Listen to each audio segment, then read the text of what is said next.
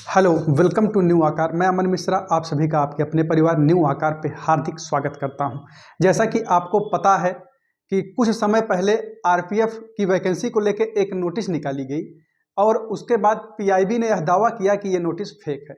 लेकिन जब एम्प्लॉयमेंट की नोटिस आई तो उसमें 16 नंबर पेज पे इस विज्ञप्ति की चर्चा की गई है। जो 16 नंबर पेज वहाँ पे है वो यहाँ पे दिख रहा होगा, आपको कम दिख पा रहा होगा। ये जो नोटिस यहाँ पे लगी हुई है ये एम्प्लॉयमेंट न्यूज है, जो कि 16 नंबर पेज पे आपको देखने को मिलेगी। यानी कि जब यह नोटिस एम्प्लॉयमेंट न्यूज में निकली तो यह क्लियर हो गया कि जो वैकेंसी है आपकी वो एकदम सच है, रियल है, ये फेक नहीं है। हालांकि ये वैकेंसी जो है अभी आपको फॉर्म अप्लाई करने के लिए नहीं आई हुई है। अप्लाई जो होगा वो फॉर्म वो 15/4/2024 से लेके 14/5/2024 तक होगा। लेकिन अभी के लिए आपको एक बात कन्फर्म जान लेनी है कि एसआई और कांस्टेबल आरपीएफ में जो है वो कुल मिला के 4660 पदों की भर्ती होगी और एसआई के जिसमें 452 पद और कांस्टेबल के 4208 पद होंगे। तो इन दोनों पदों को लेके आगे क्या क्या जान लें कि जिससे आपको आगे की तैयारी करने में सहजता हो। अभी कुछ ही मिनट में आप इस भर्ती के लिए जितनी भी जानकारी पॉसिबल होनी चाहिए वो सब कुछ जान रहे होंगे। तो वीडियो को स्किप ना कीजिएगा, लास्ट तक देखिएगा, आपको सारी जानकारी क्लियर हो जाएगी। तो यहाँ पे जो लिखा गया है आरपीएफ एसआई कांस्टेबल कुल पद लिखा गया है। एसआई के कितने पद हैं, कांस्टेबल के कितने पद हैं, आवेदन तिथि। अब इसके बाद जो दूसरी बात आती है कि ये जो नोटिस लगी हुई है भारत सरकार रेल मंत्रालय रेलवे भर्ती बोर्ड आरआरबी रेलवे सुरक्षा बल और रेलवे सुरक्षा विशेष बल में सब इंस्पेक्टर एवं कांस्टेबल की भर्ती, सब कुछ यहाँ पे विधिवत लिखा गया है। और ये हूबहू नोटिस टेलीग्राम चैनल पे डाल दिया गया है, जिसका लिंक आपको डिस्क्रिप्शन में मिल जाएगा। आप टेलीग्राम से जुड़ जाइएगा। तो यदि अब हम बात करें कि पठन पाठन जो होगा आपका, क्या पढ़ लें हम कि इस परीक्षा में हम आप अपना एक स्थान बना पाएं, तो यहाँ पे यदि आप देखें तो पद आपको दमदार देखने को मिलेगा 4660, लेकिन आवेदन होगा 15/4/2024 से। तो अभी के लिए लग रहा होगा कि अभी से क्यों पढ़ें, लेकिन पढ़ना अभी से पड़ेगा यदि आपको इस भर्ती में अपना एक स्थान बनाना है। इतनी बड़ी भर्ती नहीं आई हुई है, 4660 पदों की भर्ती बहुत बड़ी भर्ती नहीं है। अगर इसमें भी आपको अपना एक स्थान बनाना है तो सुचारू रूप से अभी से आपको पढ़ाई में लग जाना होगा, तभी आप इस परीक्षा में अपना एक स्थान बना रहे होंगे।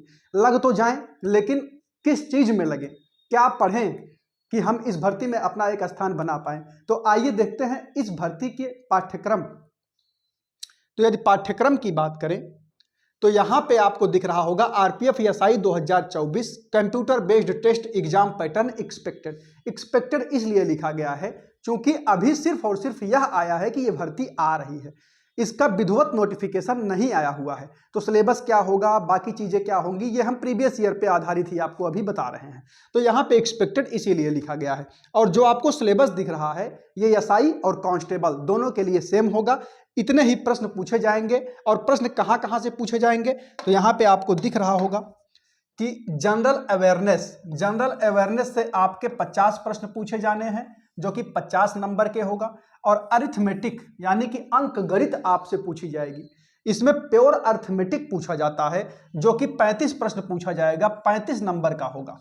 और general intelligence and reasoning 35 number की 35 क्वेश्चन पूछे जाएंगे, जो कि 35 नंबर के होंगे। इस प्रकार आपका टोटल नंबर ऑफ क्वेश्चन 35, 35, 70, 50, 120 होगा। और ये परीक्षा आपकी कुल 120 अंक की होगी।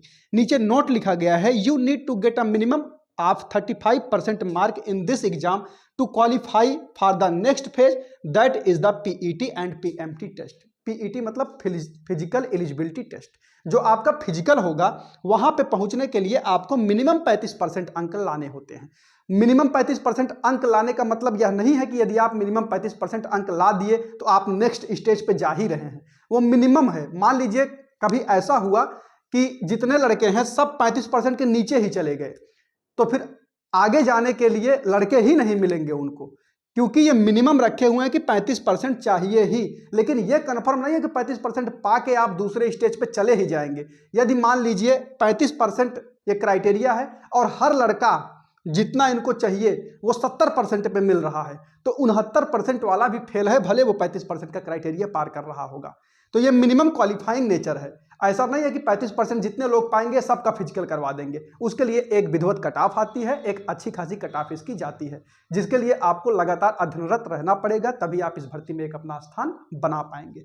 अब बात करें कि ये तो हो गया कि जनरल अवेयरनेस पूछा जाएगा, अरिथमेटिक पूछा जाएगा, जनरल इंटेलिजेंस और रीजनिंग पूछा जाएगा, जिसमें जनरल अवेयरनेस आप कोई सी भी एक पतली सी बुक लूसेंट टाइप की उठाइए और रट डालिए, वहीं से आपका काम इसमें जनरल अवेयरनेस वाला हो जाएगा, और प्लस उसमें करंट अफेयर ऐड कर दीजिएगा।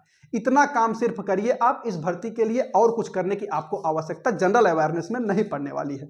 अब बात करें अरिथमेटिक और जनरल इंटेलिजेंस और रीजनिंग की, इन दोनों विषयों को लेके आपको 5 तारीख से हमारे इसी चैनल पर रेगुलर वीडियोज मिला करेंगे, और सिर्फ आप अगर उन्हीं से अपना कॉन्सेप्ट क्लियर करिए, प्लस जो प्रैक्टिस करवाया जाए उसको आप देख लीजिए, तो इसमें 35 में 35 मैथ में, 35 में 35 रीजनिंग में आप स्कोर कर रहे होंगे।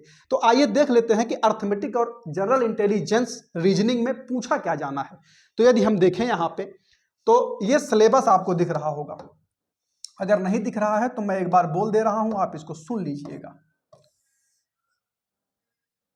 यहां पे जो पूछा जाना है अरिथमेटिक में क्वेश्चन ऑन नंबर सिस्टम, ये एकदम ऑफिशियल है, जो कि पिछली बार दिया गया था। पिछली बार के आधार पे हम आपको सिलेबस बता रहे हैं, और ज़्यादा से ज़्यादा पॉसिबिलिटी जो है वो पिछली बार के पैटर्न पे ही आपका एग्जाम होने की है। तो मैं एक बार बोल दे रहा हूं, आप इसको सुन लीजिएगा। बाकी सिलेबस का PDF हम आपको टेलीग्राम चैनल पे दे रहे हैं, लिंक नीचे डिस्क्रिप्शन में है, आप टेलीग्राम से ज्वाइन हो जाइएगा। यहाँ पे देखें तो क्वेश्चन ऑन नंबर सिस्टम, यानी कि आपको नंबर सिस्टम पढ़ना है। Whole number, decimal and fraction, ये सब नंबर सिस्टम के ही पार्ट होते हैं। Decimal, fraction and relationship between numbers, यानी कि विधिवत नंबर सिस्टम आपको पढ़ना है। उसके बाद लिखा गया है fundamental arithmetical operations, percentage, ratio and proportion, average, interest, profit and loss, discount, use of table and graph, यानी कि DI आपको पढ़नी है। मेंसुरेशन पढ़ना है, टाइम एंड डिस्टेंस पढ़ना है, रेशियो एंड प्रोपोर्शन पढ़ना है, और आगे एक भयानक चीज लिखा गया है ETC, यानी कि आपको पूरी अंक गणित पढ़नी है, कुछ भी स्किप नहीं करना है। अंक गणित में जहां से मन करे वो प्रश्न बना सकता है, और पूरा अंक गणित आपको यहाँ पे करवाया जाएगा। वीडियोज 5 तारीख से आपको मिलेंगी, सिर्फ और सिर्फ आप उन वीडियो को देखिए। जैसे आपको नंबर सिस्टम की वीडियोज मिली, एक बार पूरा नंबर सिस्टम आप देखिएगा, उसके बाद दुनिया की कोई भी बुक जो अप्रोप्रिएट हो आपके एग्जाम के लिए आप उठाइएगा। लगभग अगर 100 प्रश्न की बात करें तो 90+ प्रश्न आपके एकदम बढ़िया से सिर्फ और सिर्फ कॉन्सेप्ट के वीडियोज देख के हल हो जाएंगे। अब यहाँ पे बड़ी बड़ी बातें बोलने से बेहतर है कि जब वीडियोज आने शुरू होंगे तो आप कॉन्सेप्ट के सारे वीडियोज देखिएगा। नंबर सिस्टम जब यहाँ क्लास में कहा जाएगा कि आज आपका नंबर सिस्टम समाप्त हुआ, उसके बाद आप नंबर सिस्टम की कोई भी बुक उठाइएगा और प्रश्न करके देखिएगा, आपका मन प्रसन्न हो जाएगा, आप एक अच्छे लेवल पे पहुंच चुके होंगे। अब बात करें जनरल इंटेलिजेंस एंड रीजनिंग की, तो 35 नंबर की ये भी पूछी जानी है। अब इसमें क्या क्या पूछा जाएगा? As official notification, question on analogy, analogy पूछी जानी है, सिमिलरिटी पूछी जानी है, एंड डिफरेंसेस पूछे जाने हैं, स्पेशियल विजुअलाइजेशन पूछे जाने हैं, स्पेशियल ओरिएंटेशन पूछा जाना है, प्रॉब्लम सॉल्विंग एनालिसिस पूछा जाना है, judgement, decision making, visual memories, ये सब आते हैं आपके एनालिटिकल रीजनिंग में, यह सब भी इसमें पूछा जाना है। और उसके बाद डिस्क्रिमिनेशन पूछा जाना है, ऑब्जर्वेशन पूछा जाना है, रिलेशनशिप पूछा जाना है, मतलब जो आपका ब्लड रिलेशन होता है उसको रिलेशनशिप बोला जाता है, रिलेशनशिप कॉन्सेप्ट।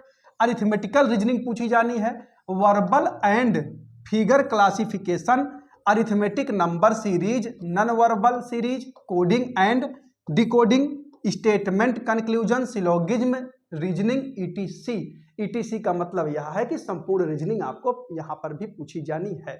तो पूरी रीजनिंग आपको फ्री ऑफ कॉस्ट 5 तारीख से पूरे विधिवत लेक्चर के साथ प्रोवाइड की जाएगी। सिर्फ और सिर्फ जितना यहाँ पे पढ़ाया जाए, सिर्फ और सिर्फ उतना यदि आप कर ले जाते हैं तो इस परीक्षा के लिए मोर देन सफिशिएंट होगा। आपको करना क्या है, सिर्फ और सिर्फ एक बढ़िया कॉपी खरीदिए और अपना नोट्स बनाइए और सारी बातें उसमें लिख डालिए। जितना प्रश्न करवाया जाए एकदम उसको बढ़िया से देखिए, समझिए, ना समझ में आए कमेंट करिए, पूछिए। आपको हमारे द्वारा यहाँ पे नंबर प्रोवाइड करवा दिया जाएगा। यदि ज़्यादा दिक्कत आता है तो आप उस पर व्हाट्सएप पे अपने प्रश्न को छोड़ सकते हैं या टेलीग्राम पे भी आप प्रश्न पूछ सकते हैं, जिसका लिंक आपको डिस्क्रिप्शन में मिल जाएगा। अब आगे बात करें कि जैसे ही हम परीक्षा को क्रॉस करेंगे, यानी कि परीक्षा क्रॉस करने के बाद, क्रॉस करने का मतलब यह है कि आप परीक्षा में सफल हो गए। अब क्या होगा, यदि आप सफल हुए तो अब आपका भेंट फिजिकल से होगा। तो आरपीएफ एसआई के लिए फिजिकल क्या होगा, यह आप यहाँ पे देख रहे होंगे। जो कैटेगरी है ये 1600 मीटर की रनिंग होगी, एक 800 मीटर की रनिंग होगी, लॉन्ग जंप होगा और हाई जंप होगा। ये क्राइटेरिया है यहाँ पे फिजिकल का।